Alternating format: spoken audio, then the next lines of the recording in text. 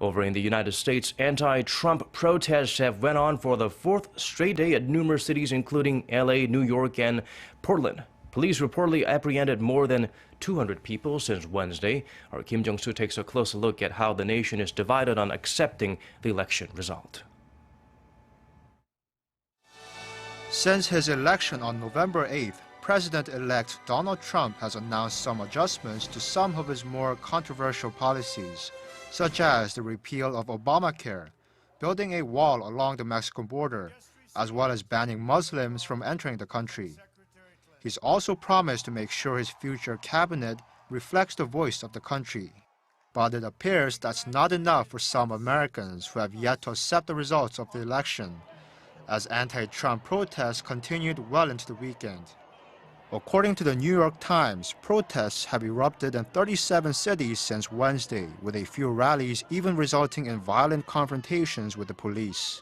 As of Saturday, law enforcement across the nation have arrested 225 people, including 185 in Los Angeles and 25 in Portland.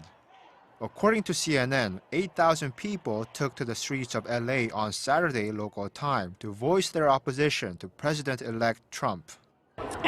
Well, I think protests like this can't achieve anything very practical right now because he doesn't have any policy initiatives on the table. But what I think a protest like this can do is send a message to others in the country who are upset with this new president, and also internationally, that Americans don't support his racist, sexist agenda. I'm an immigrant. I've come to this country from South Africa. I've seen what a police state does. I've seen people oppressed, and this is like a heartbreak of the American dream for me. In New York City, a crowd of at least 2,000 people marched along Fifth Avenue, stopping just short of Trump Tower.